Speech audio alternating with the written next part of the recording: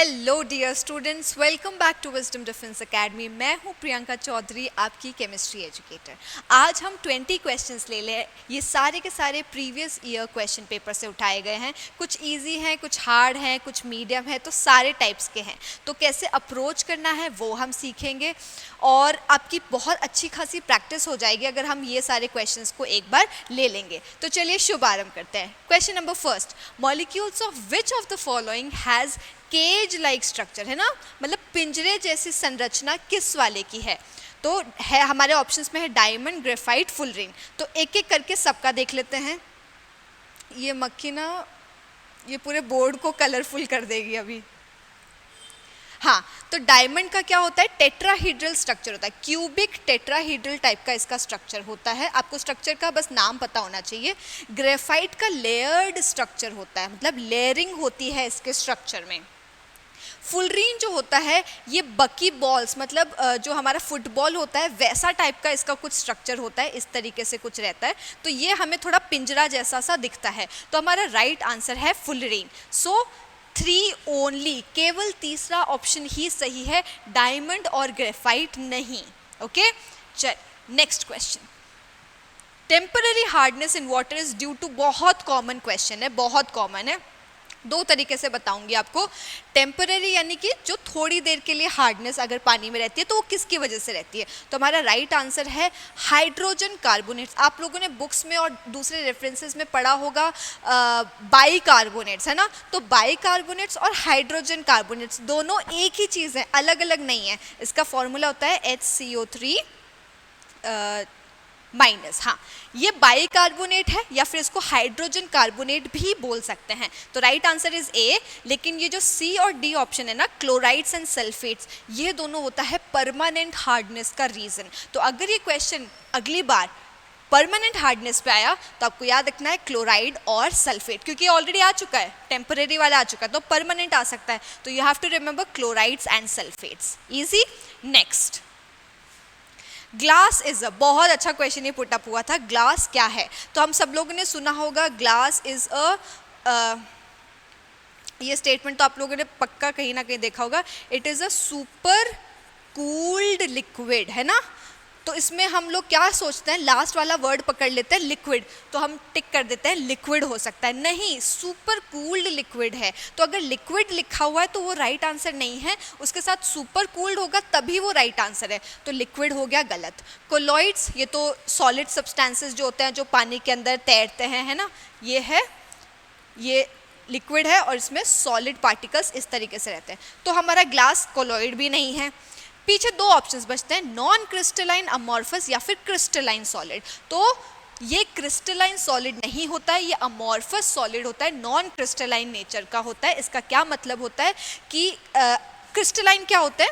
जिनके जो पार्टिकल्स है वो बहुत अच्छी तरीके से अरेंज्ड होते हैं, है ना। इसको लॉन्ग ऑर्डर रेंज भी अपन बोलते हैं। तो ये होते हैं क्रिस्टलाइन। लेकिन हमारे जो ग्लास होता है वो इस तरीके का नहीं होता है, वो थोड़ी टाइम के बाद में इरेगुलर पैटर्न्स शो करने लगता है। तो हमारा आंसर है अमॉर्फस सॉलिड है ये, जो कि नॉन क्रिस्टलाइन नेचर का होता है। ओके, नेक्स्ट क्वेश्चन देखिए।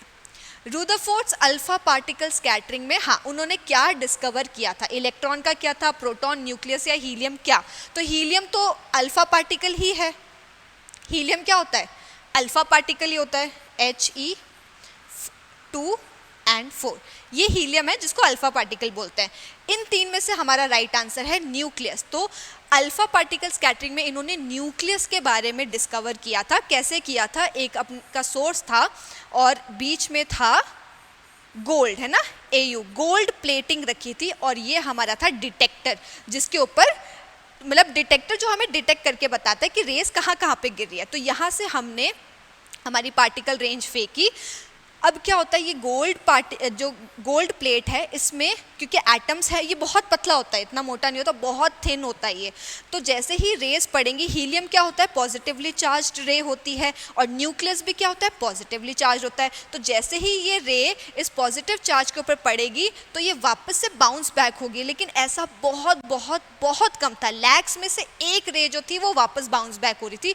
कुछ हल्का एंगल किसी ने रखा था, कुछ का थोड़ा ज़्यादा था, और ज़्यादा ज़्यादातर क्या थी, स्ट्रेट चली गई थी। तो इससे इन्होंने पता किया कि एक बीच में कुछ ऐसा ज़रूर है जो पॉजिटिवली चार्ज है और सारी बहुत ज़्यादा डेंसिटी है उसकी, और पॉजिटिवली चार्ज होने की वजह से कुछ रेज वापस से बाउंस बैक हो रही है, क्योंकि पॉजिटिव रिपेल करेंगे, है ना, अट्रैक्ट तो करेंगे नहीं, तो वो वापस 180 डिग्री रिवर्स हो जाती है, लेकिन ऐसा बहुत कम था। तो उन्होंने फिर कंक्लूड किया कि एटम बहुत बड़ा है जिसके अंदर बहुत छोटी सी एरिया है जो पॉजिटिवली चार्ज है, और उसी को उन्होंने नाम दे दिया न्यूक्लियस। राइट, पूरा मैंने आपको एक्सपेरिमेंट भी एक्सप्लेन कर दिया है। Which one of the following elements is least reactive? सबसे कम रिएक्टिव क्या है? सिंपल सा ट्रिक है, जैसे जैसे साइज बढ़ेगा वैसे वैसे रिएक्टिविटी इंक्रीज होगी। ये सब के सब क्या है, एस ब्लॉक एलिमेंट्स हैं, ठीक है। एस ब्लॉक एलिमेंट्स में हेलिनाकी वाला वो वाला फॉर्मेट है ना, तो लिथियम, सोडियम, पोटेशियम, सीजियम, तो सीजियम पे आते आते हमारा पार्टिकल साइज बहुत ज़्यादा बड़ा होता है और लिथियम सबसे छोटा होता है, तो जो जितना बड़ा है उसका रिएक्टिविटी उतना ज़्यादा, यानी हमारा लीस्ट रिएक्टिव, सबसे कम रिएक्टिव कौन सा हुआ, लिथियम। ये याद रखना है साइज के हिसाब से। आगे बढ़ते हैं। एलपीजी गैस, हाँ एलपीजी गैस जनरली क्या होती है, उसमें ब्यूटेन होता है और प्रोपेन होता है। क्वेश्चन पूछ रहा है कि उसके अंदर हम सल्फर क्यों ऐड करते हैं, सल्फर से क्या होगा उसके अंदर एक्स्ट्रा। तो होता क्या है, जो प्रोपेन और ब्यूटेन गैस जो होती है इनकी कोई दुर्गंध, खुशबू कुछ नहीं, मतलब इनका कोई स्मेल नहीं होता है। तो एलपीजी में क्या होता है, हमें कुछ ना कुछ तो डालना पड़ेगा कि लीकेज होगा तो हमको तुरंत पता चले, वरना पता कैसे चलेगा कि लीकेज हो रही है, राइट, एक्सीडेंट्स वगैरह हो सकते हैं।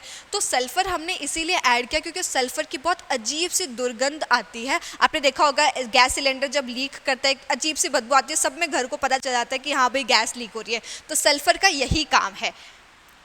ऑप्शन कौन सा है, इट फैसिलिटेट्स, हाँ ये रहा, it facilitates easy detection of leakage of the gas. Gas कैसे लीक हो रही है वो हमको सल्फर बता देता है, बाकी इसका कंबशन में कोई काम नहीं है, बस इसका यही काम है कि कहाँ लीक हो रहा है डिटेक्ट करके बता दो। When one strikes a safety match, बहुत प्यारा क्वेश्चन है ये, इसका मैं एडवांस वाला भी आपको बताऊंगी, आगे पूछा जा सकता है। द फर्स्ट स्टेप इज, सबसे पहला स्टेप क्या होता है जब जो माचिस हम जलाते हैं, है ना, एक तो ये होता है डब्बा जिसके ऊपर यहाँ पर एक वो होती है इस तरीके से ऐसा कुछ बना रहता है, और एक होता है स्टिक, है ना, ये जिसके ऊपर कुछ ऐसा ब्राउनिश सा कुछ कंपाउंड होता है। तो ये कह रहा है कि सबसे पहला स्टेप क्या होता है जब हम माचिस जलाते हैं। तो सबसे पहला स्टेप होता है हाँ, conversion of small amount of red phosphorus into white, P4, है ना। रेड फॉस्फोरस जो है ये कन्वर्ट हो जाता है वाइट फॉस्फोरस में। ये तो हो गया पहला स्टेप। आगे का भी चीज़ बता देती हूँ, ये जब वाइट में कन्वर्ट हो जाता है, क्योंकि रेड वाला जो होता है वो ज़्यादा रिएक्टिव नहीं होता, वाइट वाला बहुत रिएक्टिव फॉस्फोरस का एलोट्रॉप होता है। तो जैसे ही ये वाइट बन जाता है, इसके बाद ये रिएक्ट करता है पोटेशियम क्लोरेट के साथ। पोटेशियम क्लोरेट, ये सेकेंड स्टेप है, पोटेशियम क्लोरेट के साथ ये रिएक्ट करता है। जैसे ही रिएक्ट करता है कुछ अमाउंट में हीट रिलीज होती है ना, थोड़ी सी एनर्जी निकलती है, गर्म हो जाता है, हीट होता है, और इस हीट की वजह से एंटीमनी Sb, एंटीमनी ट्राइसल्फाइड, इस हीट की वजह से इसमें आग लग जाती है एंटीमनी ट्राइसल्फाइड में, और इसकी वजह से हम जो वो माचिस में जो आग लगती है वो इसकी वजह से। तो 3 स्टेप्स हो गए। पहला red phosphorus to white phosphorus में कन्वर्ट हुआ, ये जब कन्वर्ट होता है तो ये पोटेशियम क्लोरेट के साथ रिएक्ट करके कुछ अमाउंट में हीट एनर्जी निकालता है, और ये हीट जैसे ही एंटीमनी ट्राइसल्फाइड पे लगते तो आग लग जाती है। तो इस तरीके से ये पूरा का पूरा मैच स्टिक का मैकेनिज्म है। इजी।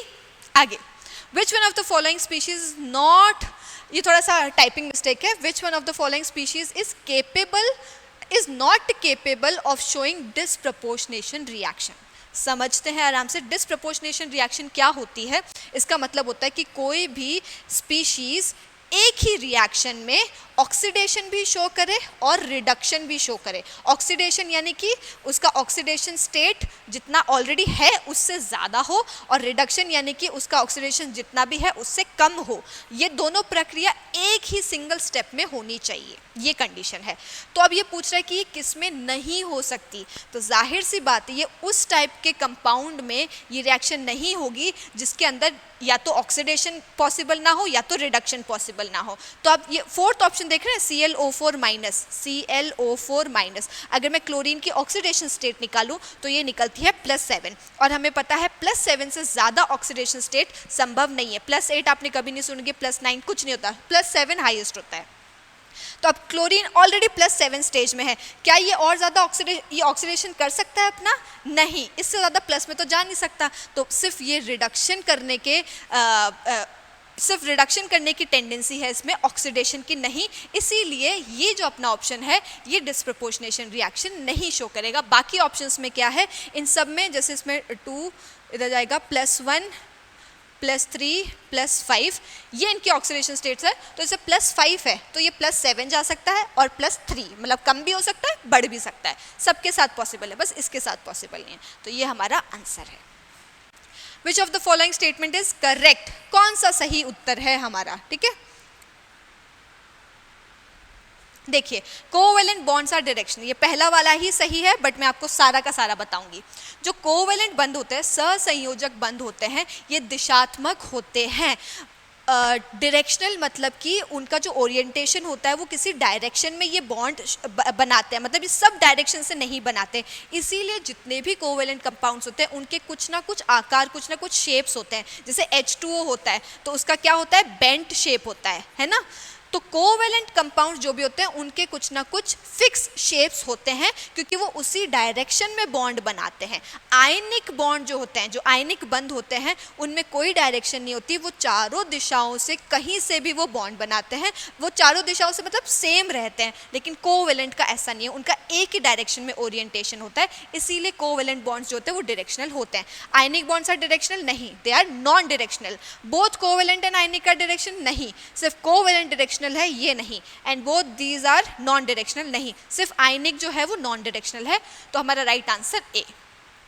आगे थियोरी भी कभी कभी इंपॉर्टेंट होती है, मैचिंग करनी है अपन को हाईएस्ट वैलेंसी के साथ, कौन से एलिमेंट का हाईएस्ट वैलेंसी क्या होगा। तो देखो, जिसका हमको पता है वो पहले कर लेते हैं। सल्फर ऑक्सीजन वाली सीरीज में आता है, ऑक्सीजन फैमिली में, तो जनरली तो 2 होता है, लेकिन इसके पास d ऑर्बिटल भी होता है, तो ये 6 तक भी जा सकता है।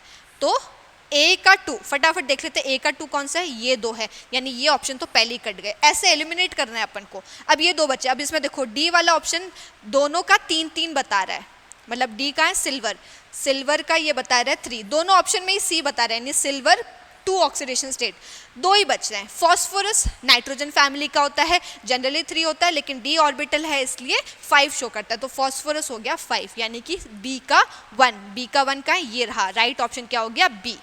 That's it. एक और देख लेते हैं, लेड का क्या दिखा है, 4, लेड का राइट आंसर इज 4। आपने वो कंपाउंड देखा होगा ना, tetra ethyl lead, anti knocking agent के हिसाब से काम आता है, ये क्वेश्चन पूछा भी गया है। तो देखो, लेड का क्या वैलेंसी शो कर रहा है, 4, तो लेड की हाईएस्ट वैलेंसी क्या होती है, 4। सारा का सारा आपके सामने इस तरीके से अप्रोच रखना है क्वेश्चन सॉल्व करने का। जरूरी नहीं है कि हमको सब कुछ आए, जरूरी नहीं है, ऑप्शंस हम एलिमिनेट भी कर सकते हैं।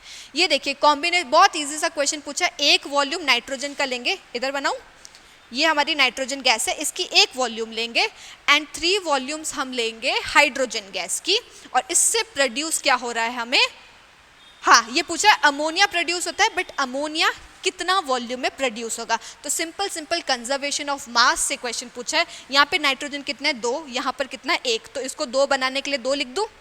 अब हाइड्रोजन देख लेते हैं, ये बैलेंस हो रहा है कि नहीं, 3 2 6, 3 2 6, ये भी बैलेंस है, यानी कि कितना वॉल्यूम ऑफ अमोनिया निकला, 2 volumes of ammonia is our right answer. आया, समझ में आया कैसे अप्रोच कर रहे हैं हम क्वेश्चंस को। Identify the elements having 0 valency, बहुत ही बढ़िया सा सिंपल साधारण क्वेश्चन है।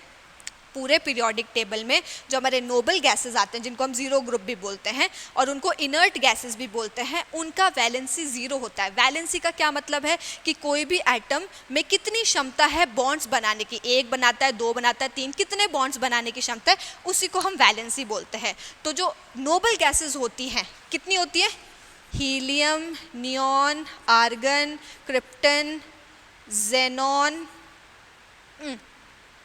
गड़बड़ हो गया, argon, krypton, xenon and radon. ये जो नोबल गैसेस हैं ये इनकी जीरो वैलेंसी होती है, किसी के साथ बॉन्ड नहीं बनाते हैं। क्यों? एक और रीज़न इसका क्या है कि इनका जो इलेक्ट्रॉनिक कॉन्फ़िगरेशन है वो फुल्ली फिल्ड होता है, सारे इलेक्ट्रॉन्स भरे हुए हैं, एक भी कुछ भी जगह खाली नहीं है कोई भी बॉन्ड बनाने की। तो हमारा आंसर क्या हो गया? रेडॉन। इसकी जगह पे और भी कोई ऑप्शन होता तो वो भी सही होता, बाकी सब में ये तो वैलेंसीज होती है इनकी। नेक्स्ट देखिए, देयर आर 3 इलेक्ट्रॉन्स। हाँ, ये कोई एलिमेंट है जिसका 6 इलेक्ट्रॉन्स है, इसके पास 6 ही प्रोटॉन्स हैं और 6 न्यूट्रॉन्स है। ये पूछ रहा है कि what is the atomic number. तो एटॉमिक नंबर क्या होता है? दो ही बातें होती है, एटॉमिक नंबर, एटॉमिक मास। जब भी एटॉमिक नंबर की बात करते हैं तो हम बात करते हैं प्रोटॉन की, जब भी एटॉमिक मास की बात करते हैं तो हम बात करते हैं प्रोटॉन प्लस न्यूट्रॉन की। क्योंकि एटॉमिक नंबर पूछा है, प्रोटॉन कितने? 6, आंसर इज 6। अगर इसकी जगह पे एटॉमिक मास पूछता तो प्रोटॉन और न्यूट्रॉन को प्लस कर देते, 6 + 6 12, दैट्स इट। तो हमारा 12 आंसर हो जाता। एटॉमिक मास होता तो, एटॉमिक नंबर है इसलिए 6। आगे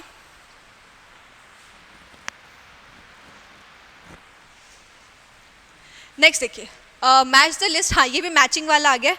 इजी वाले देख लेते हैं। हीटिंग कैम्फर, ये वो कपूर की गोलियां होती है, सफ़ेद सफ़ेद कपड़ों में डालते हैं, होता सॉलिड है लेकिन कन्वर्ट किस में हो जाता है? डायरेक्टली गैस अवस्था में चला जाता है ये। तो इस प्रक्रिया को क्या बोलते हैं? सब्लिमेशन। तो ए का क्या हो गया? 4। ए का 4 देखो कहाँ है? ये रहा, यानी ये ऑप्शन तो अपन के कट गए। और कहीं पे कुछ सेम है। हाँ, डी का 2 है, दोनों में डी का 2 बताया है। तो formation of water vapour at room temperature, D का 2 इवेपोरेशन। हमें पता है जो कपड़े अपन सुखाते हैं लिक्विड होता है, सनलाइट पड़ते ही वो गैस में चला जाता है, लेकिन बॉइलिंग तो नहीं हुआ ना, सनलाइट की वजह से बॉयल थोड़ी हुआ पानी, लेकिन वो गैस में चला गया। तो इसी को हम क्या बोलते हैं? इवेपोरेशन। फर्स्ट का हो गया 4। बाकी के 2 देखते हैं। Cooling of water vapour up to room temperature. Cooling of water यानी कि लिक्विड है पानी, और इसको vapour, cooling of water vapour, sorry vapour है तो gas, up to room temperature. Room temperature पे आएंगे तो लिक्विड हो जाएगा, तो गैस से लिक्विड में जा रहे हैं तो इसको हम बोलते हैं condensation. And cooking an egg, अगर किसी अंडे को आप उबाल रहे हो, उसको कुक कर रहे हो, आग पे लेके जा रहे हो, कुछ नया बन रहा है, कुछ नया बन रहा है, तो ये किस टाइप का परिवर्तन होता है? केमिकल। तो इसका हो गया केमिकल। राइट आंसर अपन का क्या हो गया? कुकिंग एंड सी का 1, option number first. Right, easy पूछते हैं, ज़्यादा नहीं है। The transfer of electrical signals, ये तो एकदम टू द पॉइंट क्वेश्चन है, आता है तो आता है। न्यूरॉन्स होते हैं, नर्व सेल्स जो होती है हमारे ह्यूमन ब्रेन में, उनको न्यूरॉन्स बोलते हैं। ये पूछ रहा है कि वो इलेक्ट्रिकल सिग्नल्स जो ट्रांसफ़र करता है एक जगह से दूसरी जगह पे, उसमें किसकी हेल्प लेता है, मतलब कौन सी स्पीशीज़ होती है? तो वो होती है sodium ion and potassium ion. Sodium and potassium ion, simple question है, रीड करते हैं ऐसी चीज़ें तो याद रह जाती है। हाँ, ये अच्छा क्वेश्चन है। Deep sea divers breathe, they carry cylinders of oxygen mixed with. देखिए, ऑक्सीजन हमको सांस लेने के लिए चाहिए ही चाहिए। डीप सी डाइवर्स जो गोताखोर होते हैं, जो बहुत नीचे चले जाते हैं समुद्र में, वो ऑक्सीजन के साथ में और कौन सी गैस है जो उनके सिलेंडर में मौजूद होती है? तो वो होती है हीलियम। इसीलिए इस दोनों के मिक्सचर को बोलते हैं हिलॉक्स, हिलॉक्स बोलते हैं। एक और होता है, ऑक्सीजन के साथ नाइट्रोजन को भी करते हैं कभी कभी, तो उसको बोलते हैं नाइट्रॉक्स। हाँ, नाइट्रॉक्स। और तीसरा कॉम्बिनेशन है जिसमें ऑक्सीजन, हीलियम और नाइट्रोजन तीनों को करते हैं, इसको बोलते हैं ट्राइऑक्स। इस तरीके से भी कभी कभार पूछ लिया जा सकता है। बट अब आप सोचेंगे हीलियम भी है, नाइट्रोजन भी, हीलियम भी है, नाइट्रोजन भी, कौन सा राइट आंसर है?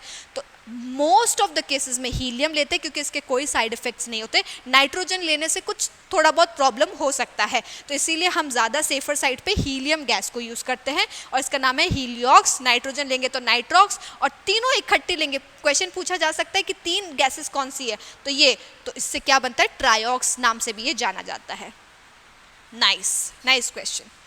Silver artifacts get tarnished in air due to the formation of silver Ag, है ना, वाइट कलर सा होता है ये। तो ये कह रहे हैं कि किसकी वजह से ये टार्निश खराब होने लगता है? तो आपने देखा होगा सिल्वर ज़्यादा देर तक अगर उसको एयर में रखते हैं तो काला पड़ने लगता है। तो ऐसा क्यों? क्योंकि हमारे एटमॉस्फेयर में हाइड्रोजन सल्फाइड गैस होती है, जिसकी जब सिल्वर हाइड्रोजन सल्फाइड के साथ रिएक्ट करता है तो हमें मिलता है सिल्वर सल्फाइड। ठीक है, सिल्वर सल्फाइड मिलता है। ये रहा सिल्वर सल्फाइड, और इसकी वजह से कालापन आने लगता है सिल्वर में और वो खराब होने लगता है। तो हमारे एटमॉस्फेयर में हाइड्रोजन सल्फाइड होता है गैस में, एटमॉस्फेयर में सिल्वर के साथ रिएक्ट करके ये बनाता है सिल्वर सल्फाइड, जिसकी वजह से सिल्वर जो है वो काला पड़ने लगता है। ये डायरेक्ट क्वेश्चन आया है आपके इलेक्ट्रोकेमिकल सीरीज से। अगर आपको इलेक्ट्रोकेमिकल सीरीज पता है ये क्वेश्चन आराम से सॉल्व हो जाएगा। ये कह रहा है कि रिएक्टिविटी सीरीज विद वाटर इनमें से कौन सा सही ऑप्शन है। तो देखिए एक चीज़ तो हमको सबको पता है, जब हम इलेक्ट्रोकेमिकल सीरीज वो डायग्राम भी पूरा बनाते हैं तो हमें पता है कि जो जिंक होता है वो कॉपर से तो थोड़ा ज़्यादा ही रिएक्टिव होता है, राइट। जिंक जो है वो कॉपर को डिस्प्लेस कर देता है, तो कॉपर जिंक से तो ज़्यादा हो नहीं सकता, तो ये ऑप्शन कट गया। कॉपर, हाँ ये ठीक है, कॉपर जिंक से ज़्यादा हो रहा है तो ये ऑप्शन भी अपन का कट गया। पीछे बचा ए और डी। अब नेक्स्ट चीज़ जो हमें पता है कि कॉपर को, ये जो अपना है आयरन, ये भी कॉपर को डिस्प्लेस कर देता है, तो कॉपर वापस से पीछे चला जाएगा क्योंकि आयरन जो है ये कॉपर से ज़्यादा रिएक्टिव होता है और कॉपर को डिस्प्लेस कर देता है। यहाँ पर आयरन जो है वो कॉपर के बाद में यानी लेस रिएक्टिव बताया, जो कि गलत है। तो राइट ऑप्शन हुआ ए। अगर आपको केमिकल सीरीज आती है डायरेक्ट कर सकते हो, जिंक सबसे ज़्यादा, फिर आयरन, फिर लेड और कॉपर। ये तीनों जो होते हैं ना ये हाइड्रोजन से ऊपर होते हैं रिएक्टिविटी सीरीज में, और कॉपर जो होता है वो हाइड्रोजन से नीचे होता है रिएक्टिविटी सीरीज में, तो कॉपर सबसे नीचे रह गया। राइट ऑप्शन हो गया first. Which of the following solution is not capable of conducting electricity? बहुत अच्छा क्वेश्चन है। इसमें से कौन सा कंपाउंड या स्पीशीज जो है वो लाइट इलेक्ट्रिसिटी को कंडक्ट नहीं कर पाता है, मतलब बिजली का संचालक नहीं है। तो बिजली के संचालक होने के लिए क्या चीज़ इंपॉर्टेंट है कि वो आयंस में टूटना चाहिए। अगर आयंस होंगे, आयंस मतलब कटायन एंड अनायन, है ना, आयंस ये हो गए हमारे, अगर ये होंगे तभी इलेक्ट्रिसिटी होगी, मतलब कंडक्ट कर पाएगा, अदरवाइज नहीं। तो देखिए copper sulphate, copper 2 plus SO2 minus, हो गए 2 आयंस, तो ये तो कंडक्ट करता है। Sodium chloride Na plus Cl minus, ये भी कंडक्ट करेगा। Sodium hydroxide NaOH, Na plus OH minus, ये भी इलेक्ट्रिसिटी कंडक्ट करेगा। पीछे हमारा इकलौता बच गया शुगर। शुगर क्या होता है? C12H22O11, सुक्रोज भी बोलते हैं ना। ये सारा का सारा कोवेलेंट बॉन्ड है, और कोवेलेंट बॉन्ड्स जहाँ पर भी होते हैं वो इलेक्ट्रिसिटी कंडक्ट नहीं कराते क्योंकि वो आयंस में तब्दील ही नहीं होते, चेंज ही नहीं होते। तो शुगर जो है वो कोवेलेंट कंपाउंड है और ये आयंस में नहीं टूट सकता है, इसीलिए ये इलेक्ट्रिसिटी कंडक्ट नहीं कराता है। बाकी सब जो ऑप्शंस है ये सब आयनिक बॉन्ड है, सब आयंस में टूटते हैं और इलेक्ट्रिसिटी कंडक्ट कराते हैं। ये था इसका पीछे का logic. C4H8 belongs to the homologous series of, बहुत प्यारा सा क्वेश्चन था। अगर एल्केन्स होते हैं, एल्केन्स की सीरीज के लिए आपको क्या याद रखना है? जितना भी कार्बन का नंबर है, जितना भी कार्बन का नंबर है हाइड्रोजन का उसका जस्ट डबल और +2, यानी कि अगर कार्बन H हुआ तो हाइड्रोजन हो जाएगा 4 2 8, 8 + 2 10। पर हमसे C4H8 पूछा है। अगर मैं एल्कीन की बात करूँ, है ना, एल्कीन की, तो CXH2X, ये अगर फॉर्मूला हुआ तो एल्कीन होगा। तो अगर मैं C4 लेती हूँ तो H2X मतलब H8 हो जाएगा, यानी कि ये मेरा क्या हो गया? एल्कीन। अगर मैं एल्काइन की भी बात कर लूँ, क्या पता नेक्स्ट एग्जाम में यही पूछ ले। एल्काइन का क्या फॉर्मूला रहता है? CX, यानी कि C जितना भी है, हाइड्रोजन 2X -2, यानी एल्केन का जस्ट ऑपोजिट। एल्केन में +2 करे थे, इधर -2 करेंगे। तो अगर मैं C4 लेती हूँ तो H2X मतलब 8, 8 - 2 यानी 6।